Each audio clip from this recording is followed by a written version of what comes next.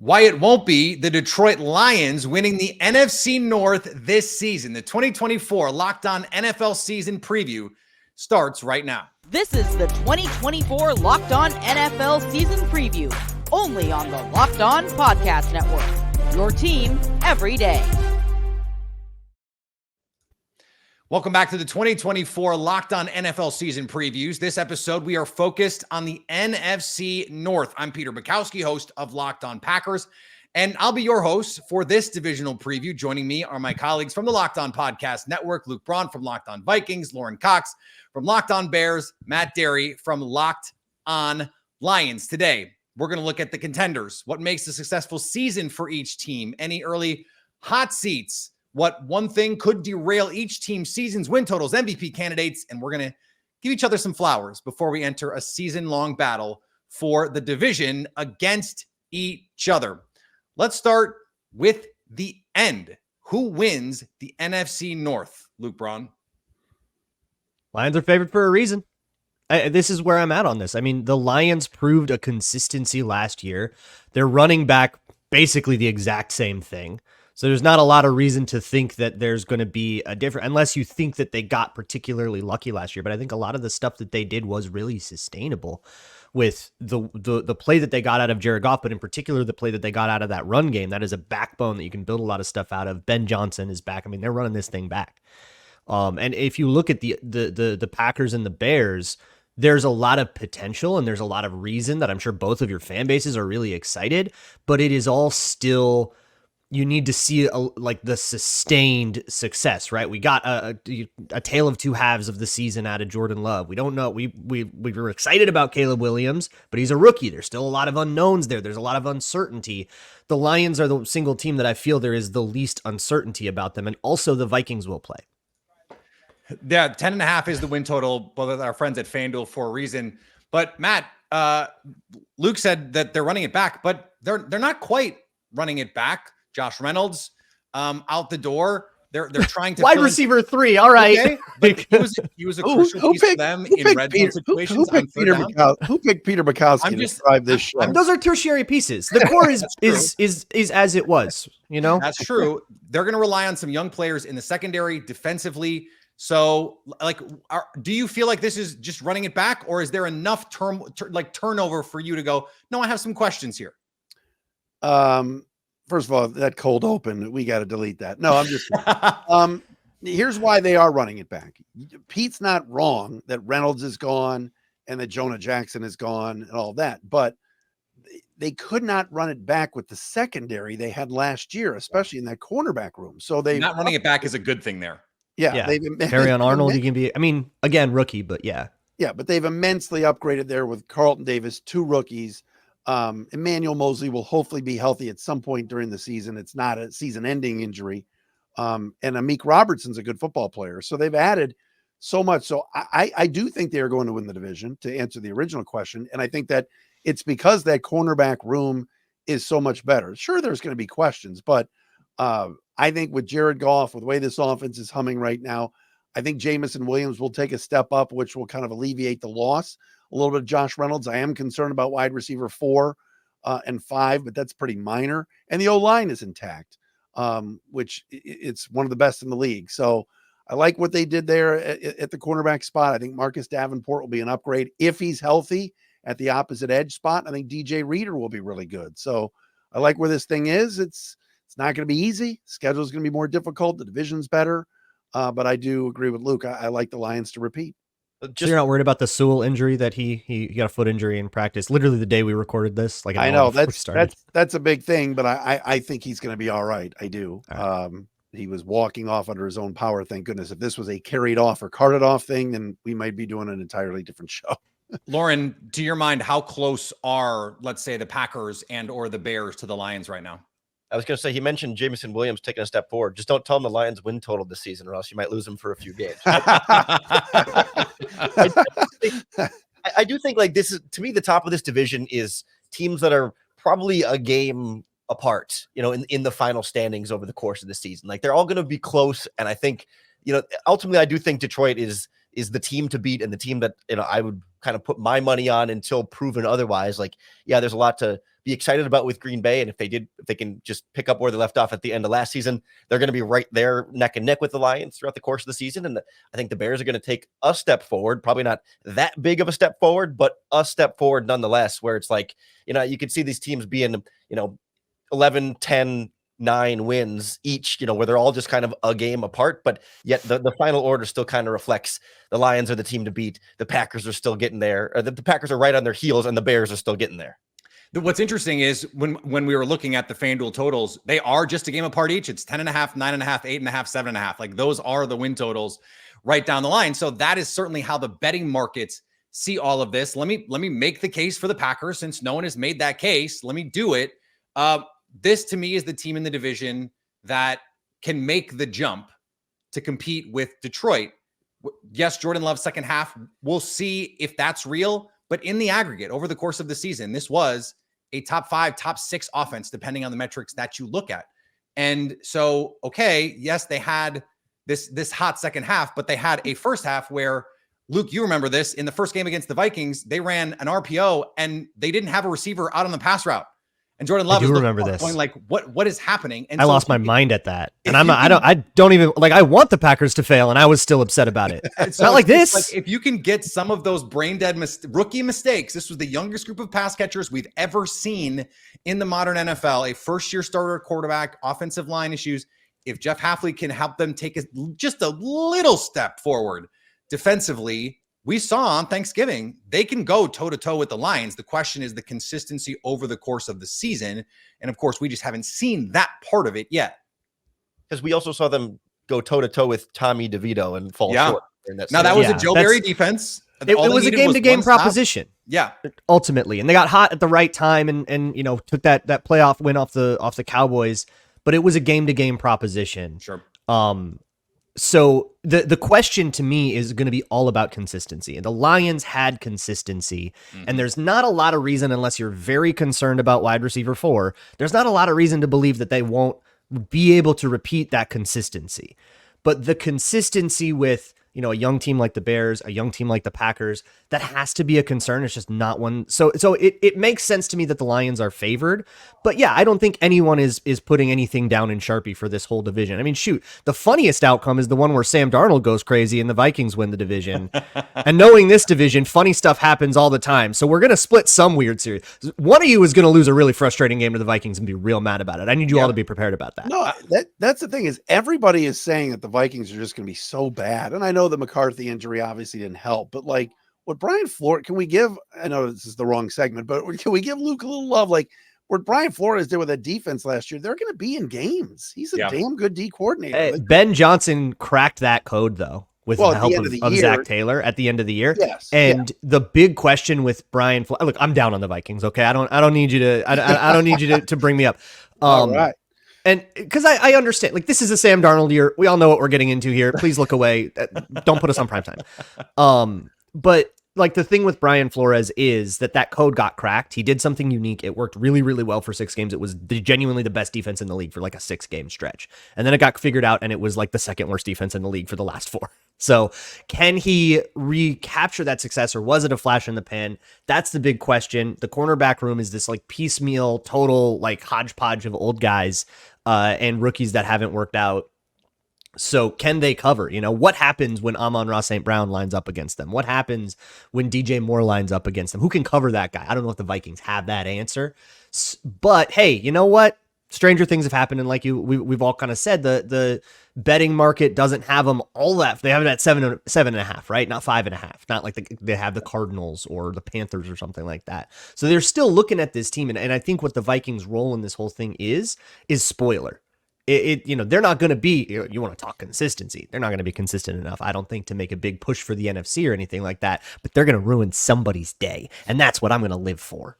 Lauren, just give me the 30-second elevator pitch on the Bears taking a big enough step forward to be at least a competitor here.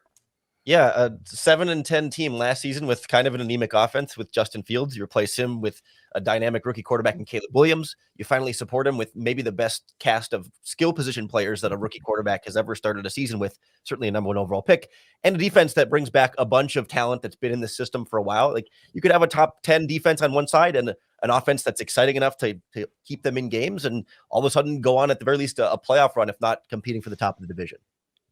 We are just getting started. Coming up, what's the one thing that could derail the success of each season? It's the 2024 Locked On NFL season preview of the NFC North.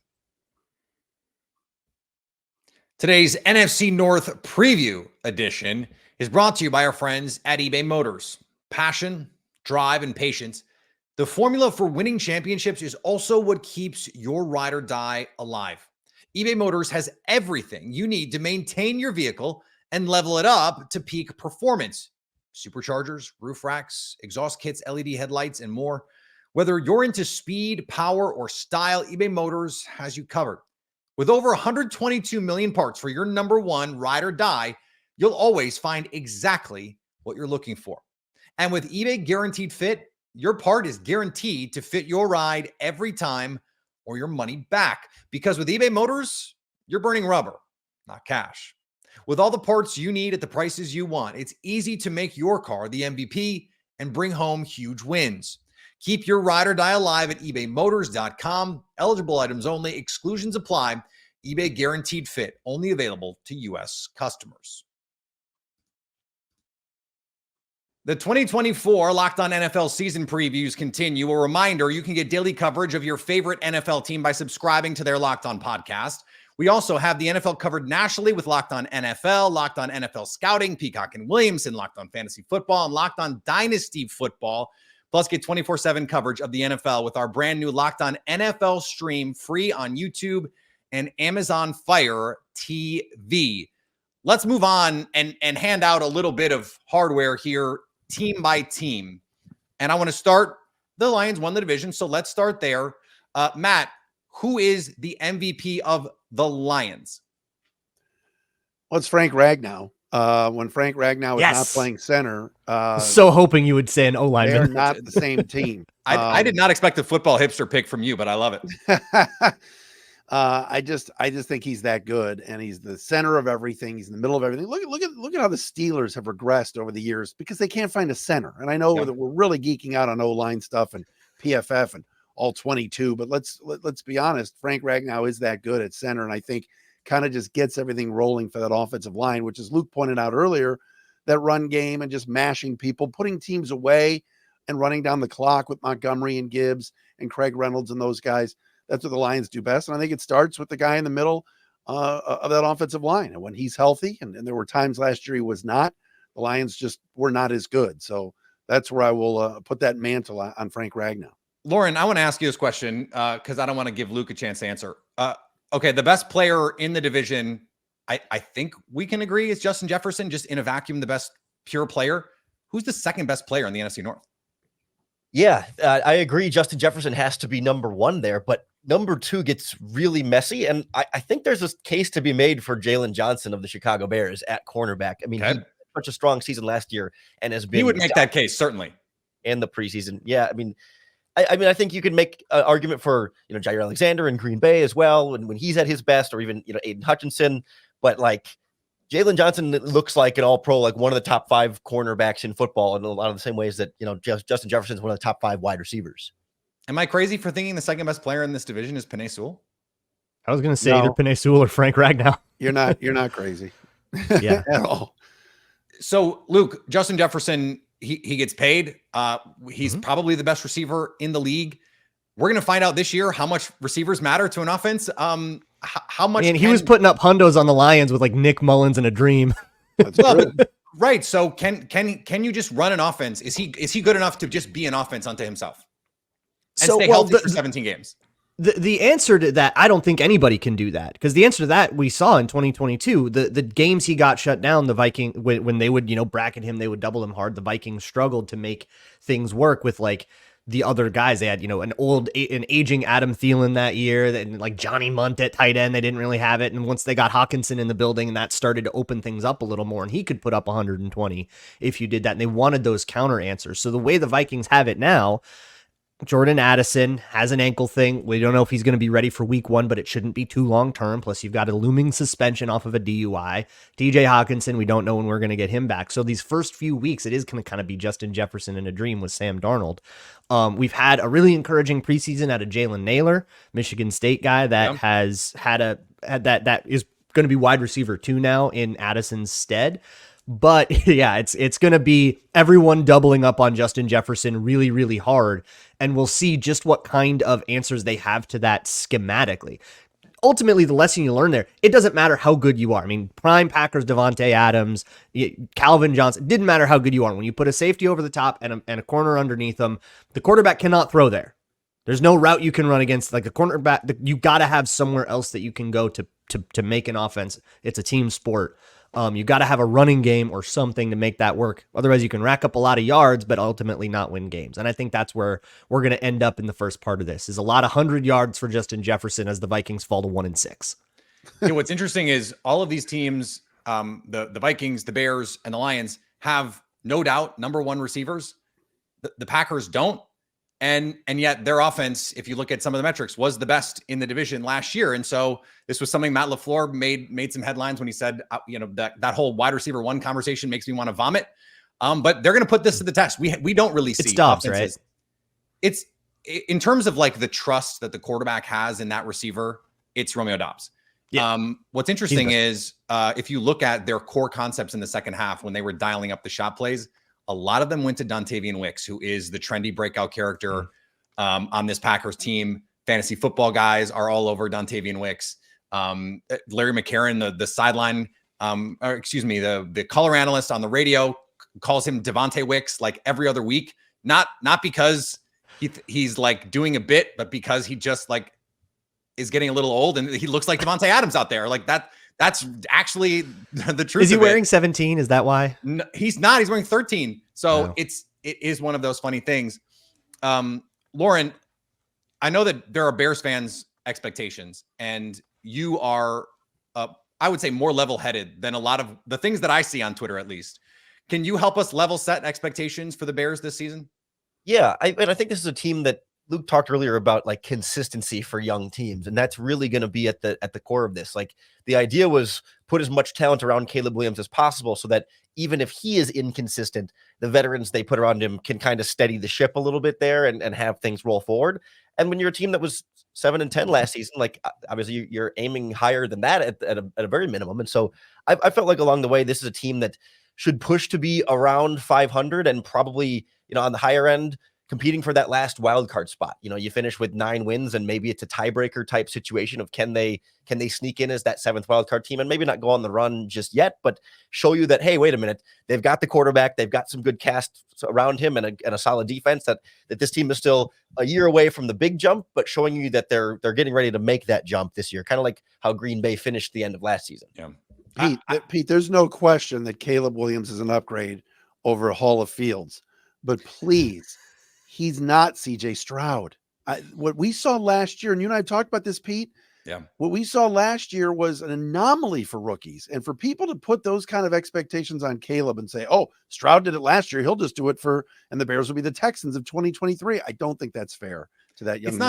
It's not fair to Caleb Williams, first and foremost. Like it's just not fair to that O-line. Right. Well, that either. This is a question that I do want to ask you, Matt. So your expectations on the Detroit Lions, they are going to be a trendy Super Bowl team this year. Can they be good enough to actually do that again? Really, we have to say again, because they were like a bounced ball off a face mask from being in the Super Bowl last year. Yeah. Can they be in that mix again? I think so. And a big reason why is the staff and the head coach, because maybe Dan Campbell's not an X's and O's genius. And maybe he's not, a Shanahan or LaFleur in terms of how he looks and everything else. But the one thing he's got these guys thinking is, we got a game against the Rams on September 8th, and that's the entire focus. There hasn't been one guy that's popped off. And obviously, when we do these daily shows here on the Locked On Network, we're keeping an eye on everything. So we've got material and content. There's not been one guy in this team saying, oh yeah, we're going to the Super Bowl. Oh yeah, we're beating the Niners again. It's all just about improving every day. It's cliche, but no one's popped off. That room is focused on the Rams game, and that's it. And I think that's why they'll be level-headed enough to get there.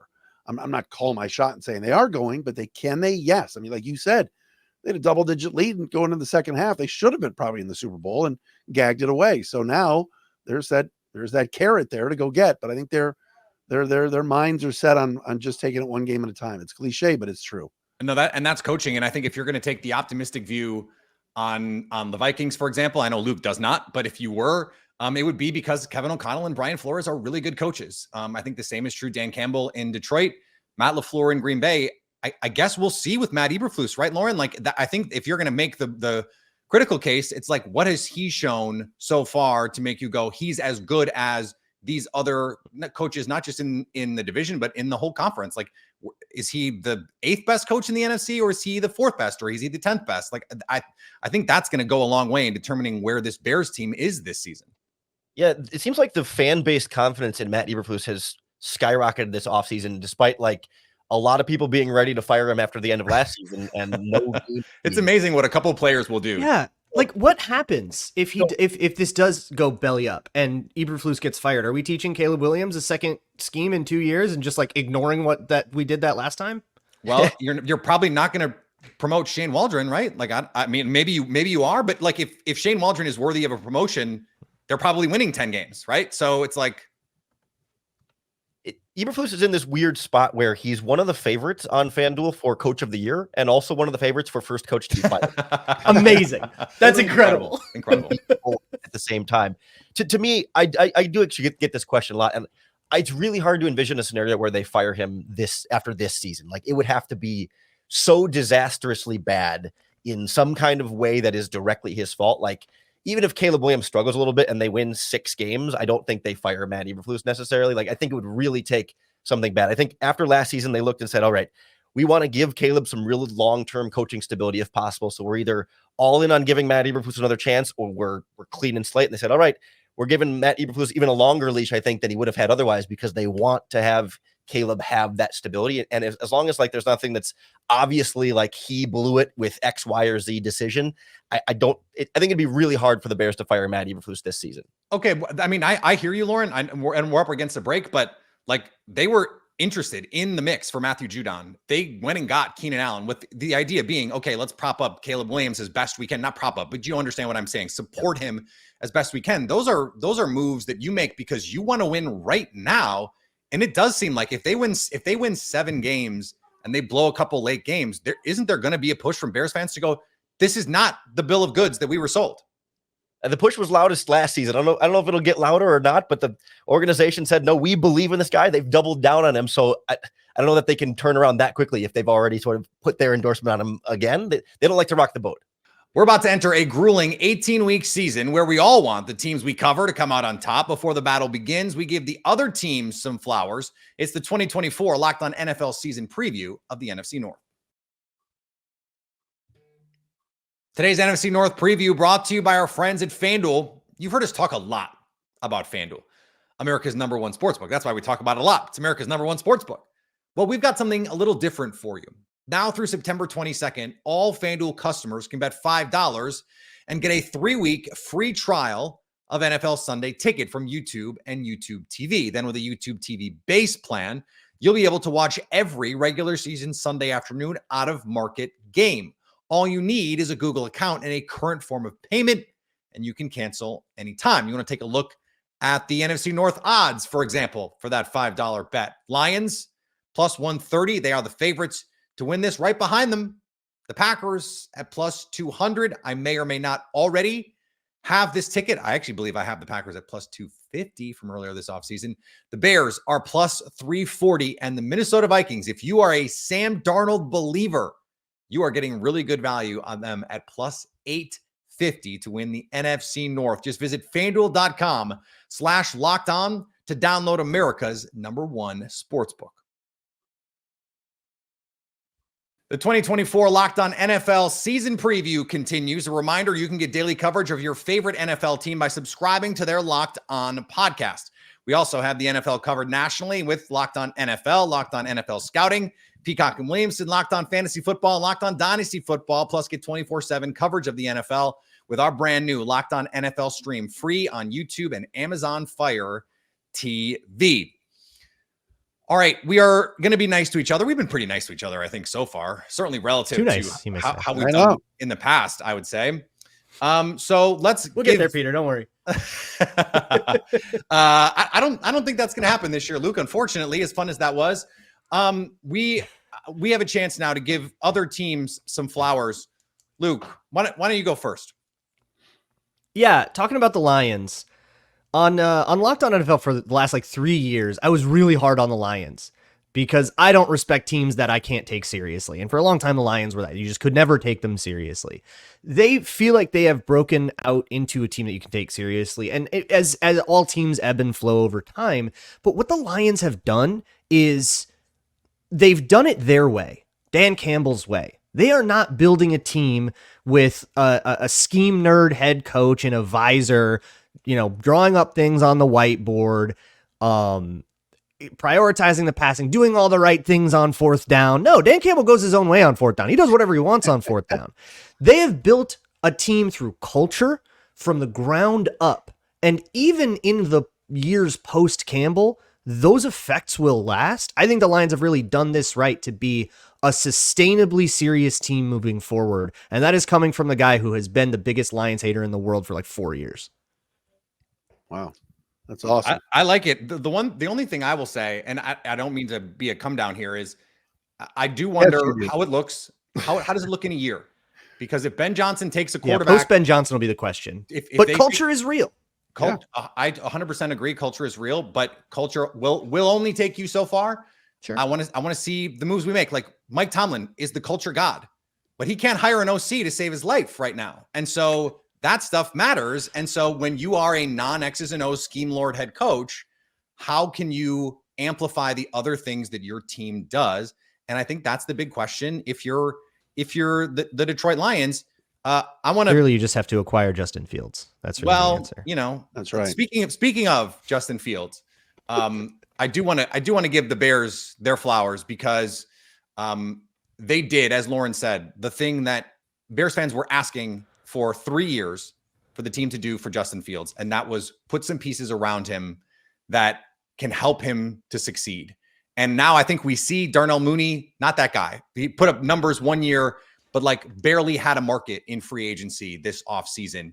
And Allen Robinson, as soon as he leaves Chicago, is a shell of his former self, despite I think multiple preseason hype trains that were going on there. So DJ Moore, bona fide number one receiver. Rome Odunze, I'm so annoyed. About that. And I texted Lauren after I met Rome at the Super Bowl, and I was just like, I hate so much that he's going to be a Bear and for 15 years just be awesome. And Keenan Allen, 230 pounds or not, is still a really good football player. And the offensive line, I think, still a question a little bit. They tried, but I don't think this is like Bart Simpson with the cake, where at the end of the year, we're going to go you tried and throw it in the garbage. I think it's going to be good enough because Caleb is a little bit of a magician. That you can see that Aaron Rodgers was his favorite player growing up. And that's very annoying from a Packers perspective. Can I be a hater here? Please. Lauren, are we worried about these receivers after the preseason, or is that all smoke? That is all smoke. Keenan Allen has been dominant at practice. He doesn't care about these preseason games. He doesn't practice though. He wants to be out there. The receivers are going to be just fine. It's the offensive line that's legit, mainly just health for that group first and foremost. If they're all together and all healthy for 17 games, they should be fine. But this group has a history of not doing that. So we'll see. Lauren, do you have some flowers to give out? Yeah, I've got flowers for the Minnesota Vikings who need them. All right now. You don't have to do that. That's a lie. Condolences, I think, as well with those. No, but I've got flowers for the Vikings fans, having to cope with so much and handling it. Oh, this is beautifully Midwestern. Dare I say, about as well as I could hope for them. They have to go into a season of Sam Darnold is the plan and find a way to be excited. Luke said earlier, crazier things have happened. And I think we've reached the point now where the four of us have been doing this show long enough where Matt and me and now Luke have all had to say, our hope this season is crazier things have happened. Like we've all Right. everyone but Peter has had to go through that since we've been hosting these shows. And it's like, all right, welcome to the pack. Like you've had to deal with the Kirk Cousins weirdness, but like with Kirk, you always kind of knew you were at least somewhere. You were, you had a floor there of like, all right, weird stuff's going to happen. And you're kind of in this Kirk purgatory sometimes, but like you got a structure that you can build on there. But like now it's like, man, Vikings fans are going through it. And I just feel that camaraderie of like, now you're down where we've been, and it's kind of a not so fun place. So they've been handling it well in stride, and I'm looking forward to ship the Malord up to the Twin Cities. They'll enjoy it, I'm sure. That was so beautifully backhanded. Yeah. I love the Midwest. Yeah. That was real. As real as the Josh Dobbs vortex for 3 weeks last year. Josh Dobbs against the Saints and only the Saints, and he did it again in the preseason. All right, so I know Locked On Lions listeners and viewers are going to be upset with me when I do this, but I do have to give the Packers props. And it kind of goes back to what we were talking about with Lauren on the Bears offensive line. I think that Green Bay front and that group is going to get after people. And I think Van Ness is really good. And I think Preston Smith will have a bounce back here. And I think Rashawn Gary's really good. And I think that is a scary thing for teams, not just in the NFC North, but facing the Packers. I think Green Bay is going to come after some quarterbacks.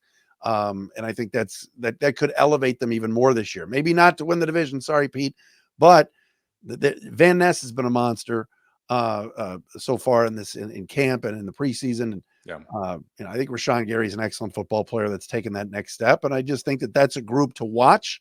Obviously, I know Pete's been spending hours upon hours lathering in the Javon Bullard Express, but like, in all honesty, those guys in the back end might not need to be as good, because I think that front for the Packers is going to cause some problems. And that's why I think that Lions-Packers matchup with that O-line and Sewell and Decker and those guys going up against the Van Nesses and Smiths and Garys is going to be so much fun to watch this year.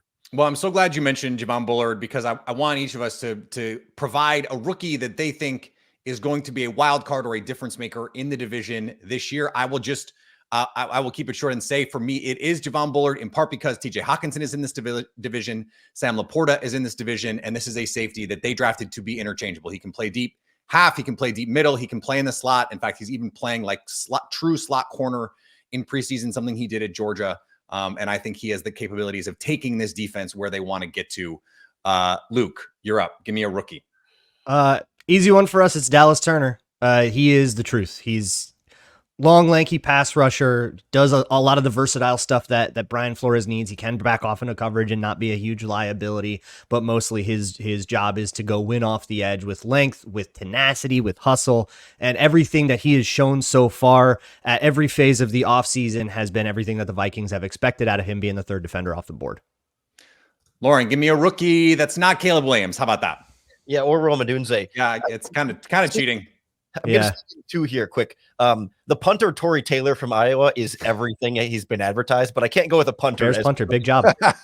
He's going to boom punts all season long. But the answer is fifth round rookie Austin Booker, an edge rusher from Kansas. Kind of a raw, lanky prospect come out that we didn't have super high expectations for right away, more developmental, but like he keeps flashing throughout the preseason and might be that number 3 edge rusher off the bench. Like really impressive guy who's very hard to keep your hands on when he's in front of you. He's not going to dominate, but he'll flash for a handful of sacks off the bench this season and be a nice little treat. Matt. All right, Pete. I mean, obviously everyone's going to talk about Terrion Arnold and Ennis Rakestraw. We're going to play a lot.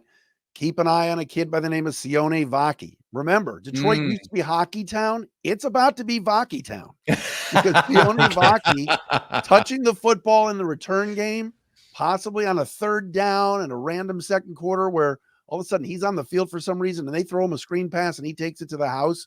He's been impressive. He cuts like. So he's a full-time offensive player. He played safety at Utah, but did some running back, and now they're just like, no, he's a ball carrier now. Old-time running back, and I think will make an impact at times, not consistently because there's guys in front of him, but keep an eye on him.